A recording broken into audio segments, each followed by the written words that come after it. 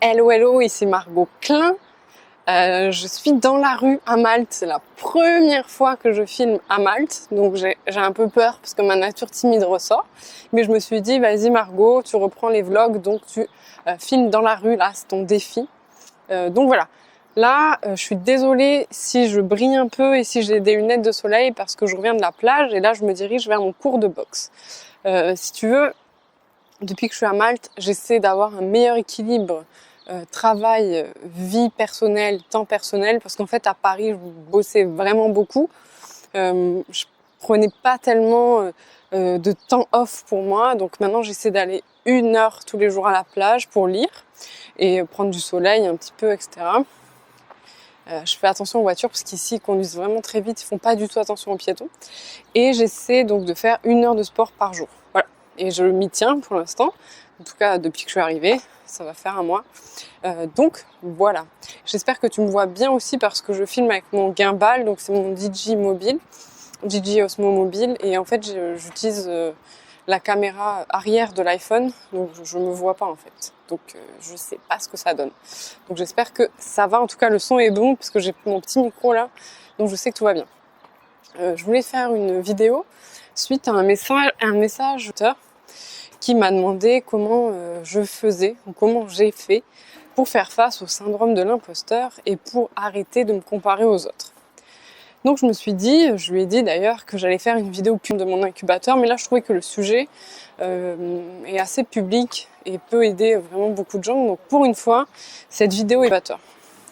Donc voilà. Il y a des gens, j'ai peur, mais bon.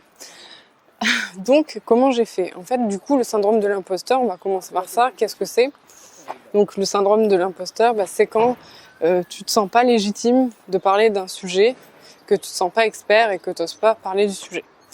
Donc, voilà, moi, il faut savoir que j'ai jamais eu ce syndrome-là parce que j'ai toujours attendu d'être un expert ou une experte ou d'en savoir assez et d'être assez calé pour parler d'un sujet. Donc, c'est-à-dire pour lancer mon blog de sport, j'avais déjà perdu 15 kilos, j'avais déjà étudié tout ce que je pouvais étudier sur le sujet avant d'écrire quoi que ce soit. Donc, tu vois, moi, je suis plutôt ce genre de personne. Du coup, j'ai pas tellement le syndrome de l'imposteur. Donc, je pense que tu vas être déçu quand tu vas avoir cette réponse, tu te reconnaîtras, parce que moi, je l'ai jamais eu. Donc, je peux pas t'aider sur ce sujet-là. Et tu me connais, moi, je vais pas bullshiter, je vais pas te partager des théories que j'ai eues dans les livres. Si je l'ai pas vécu, je peux pas te le retranscrire avec mes mots. Donc si tu veux de la théorie, tu cherches sur internet, tu lis des livres, mais moi je peux pas t'enseigner quelque chose que j'ai pas vécu, que j'ai pas moi-même étudié. En revanche, je me compare beaucoup aux autres et je me suis beaucoup comparée aux autres et je me suis beaucoup dévaluée. Ça m'arrive encore parce qu'on me demande souvent comment c'est drôle. On me demande souvent comme question comment tu fais pour être aussi forte tout le temps, etc. Ça m'étonne toujours cette question parce que je suis une meuf normale. Si tu m'as rencontrée, tu sais que je suis une meuf normale. Je suis pas spécialement forte, je doute souvent, je suis plutôt angoissée, je le dis souvent. C'est pas des bullshit, hein.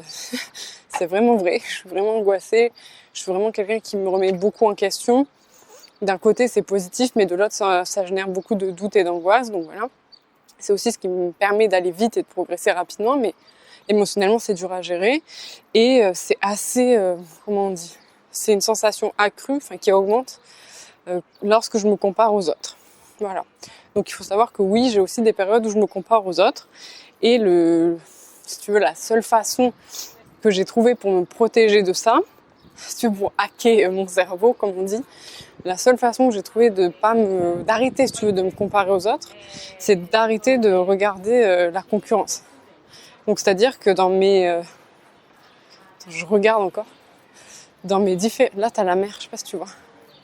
Bref, dans mes différents domaines, le sport et l'entrepreneuriat, je regarde absolument pas ce que font les autres. Voilà, donc je suis aucun concurrent. Je ne regarde pas du tout ce que font les gens. Je regarde seulement quelques Américains et c'est très rare. Donc c'est tout. Je regarde pas du tout ce que font les gens parce que, si tu veux, ça me permet de me protéger, quoi. Donc c'est une méthode un peu radicale, mais bon, si tu me connais maintenant, tu sais que je je suis un peu radicale. Donc j'espère que tu me vois, hein, parce que voilà. Donc je regarde pas, je lis pas mal de livres pour me tenir au courant, pour progresser. Et je sais pas, je sais pas quoi te dire d'autre, je regarde pas ce que font les autres.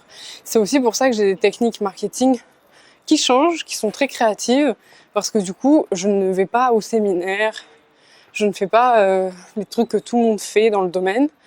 Du coup, je n'applique pas bêtement les trucs à la mode. Voilà. Bon, en ce moment, c'est les robots Messenger, c'est les podcasts. Bon, il y a plein de trucs à la mode qui passent. Moi, j'applique ce que j'ai envie d'appliquer et pas parce que c'est la mode, si tu veux. Et je vais pas me mettre à suivre un tel ou un tel parce qu'il a fait ça. Donc, voilà. Donc, pour éviter de me comparer aux autres, je regarde pas ce qu'ils font. Et aussi, je me répète souvent une petite phrase. Je me dis que je sais où je vais arriver, que la vie sait où je vais arriver, mais juste, je ne sais pas en combien de temps. Donc, c'est ta volonté en fait d'y arriver qui compte. Le temps, lui, il importe peu. Donc, en fait, ça crée de la frustration quand tu te dis, je te dis un exemple au hasard, je veux être milliardaire à 30 ans. Mais si t'es pas milliardaire à 30 ans, tu vas être frustré, tu vas être angoissé, je glisse sur le bitume, parce qu'il fait tellement chaud qu'il fond, c'est scandaleux. Bref, donc j'évite de me fixer des objectifs avec du temps. Alors, je sais, tout le monde vous dit mettez-vous des objectifs avec du temps, etc. Ça vous booste. Moi, ça me booste pas, ça crée des angoisses parce que ça crée forcément de la frustration. Si t'es pas milliardaire à 30 ans, tu vas être déprimé. Alors que si tu te dis je serai milliardaire un jour dans ma vie, tu seras pas déprimé. Tu auras toujours envie de devenir milliardaire. Et même si tu n'y arrives pas, tu seras content parce que tu auras eu un process dans ta vie. Donc au final, je me répète toujours cette phrase, chacun sa vie, chacun son process. Tu sais que tu vas y arriver, mais peu importe le temps que tu mets, si tu kiffes, tu vas le faire. Donc voilà. Bon là j'arrive dans la ville, parce que mon cours de boxe est à Bougiba et moi j'habite à Saint-Paul's-Bay, c'est à 20 minutes. J'arrive dans la ville et il y a juste méga trop de monde. Donc je pense que je vais arrêter de filmer. Je vais te laisser là aujourd'hui.